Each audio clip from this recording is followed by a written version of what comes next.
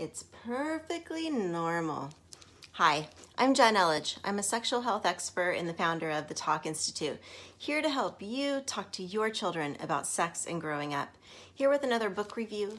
This one is It's Perfectly Normal.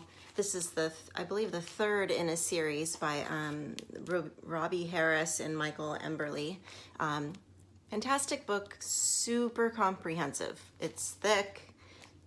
Everything's in here, okay? So this is what you want to give your kid. It says 10 and up. They have a 7 and up one that's also comprehensive, but maybe just a few things aren't in there. I would say give this to like a junior high or even high schooler because there's like everything's in here. It is kind of written for younger as far as like the images, cartoon-like characters that they have, but I think it shows a lot of different bodies and it has a lot of information in it. So let's take a look. Okay, so let's look at the contents really quick. All right, so here's the first page of the contents and the second page. So I'll go ahead and read a couple of these things. It starts with puberty, so changing bodies, growing up, sex and sexual health. And then it gets into what is sex right away, okay? So it's gonna talk about making babies, strong feelings, sexual intercourse, and then also it's gonna talk about sexuality as far as orientation is concerned. So it says it'll explain the different orientations. It's going to explain the body, so it goes through all kinds of bodies, the female sex organs, male sex organs, talking about bodies and sex. Part 3 is on puberty, puberty and hormones, female puberty, male puberty, growing and changing bodies, taking care of your body, new and changing feelings, and masturbation's covered as well. Families and babies, all sorts of families, taking care of babies and kids. It'll talk about the genes and the chromosomes a little bit and explain how that works, which is kind of nice. Cuddling, kissing, touching, and sexual intercourse, pregnancy, birth, more ways to have a baby and family, and then decisions. So this will be a section, we'll talk about planning ahead. It does cover birth control in this book, and it will talk about laws and rulings, including abortion. Part 6 is staying healthy, texting, messaging, emailing, being online, so how to be safe online a little bit. There's just a few pages on that. Sexual abuse, sexually transmitted diseases, HIV and AIDS, and making responsible choices. Okay, so lots of stuff in here.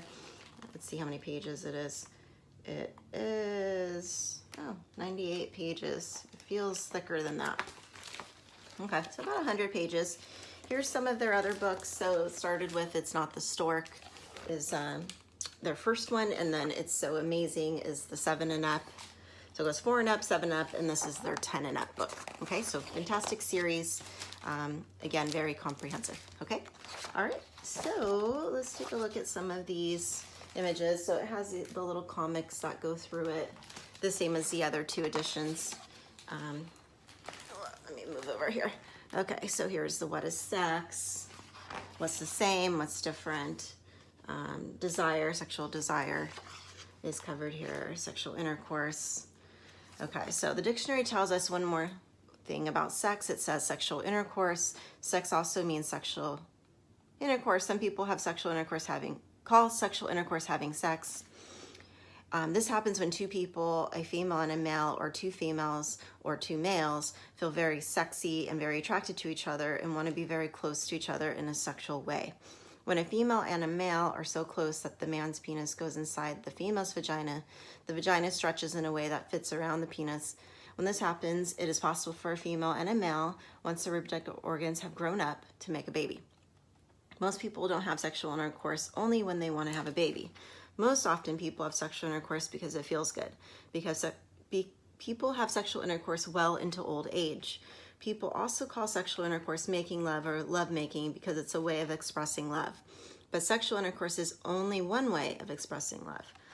Hugging, cuddling, holding hands, kissing, and touching are other ways of expressing love.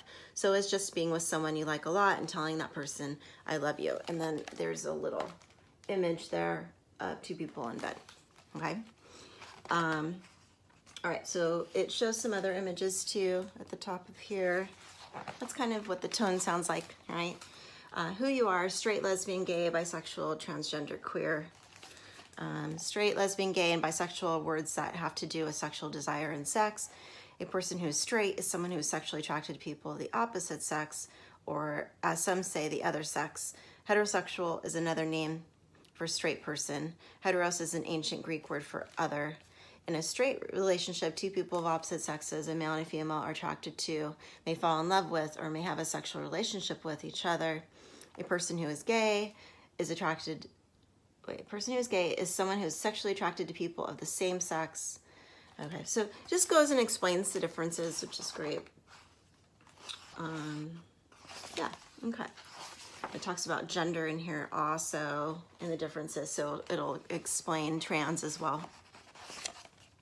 Okay, and then it goes into our bodies. Oh, this is an interesting page. So it shows all these different types of bodies, shapes, sizes, big, small, short, tall, and there's even somebody with in a wheelchair and with braces for arm braces and stuff. All the images too, you'll see, you know, different types of bodies. There's another image here of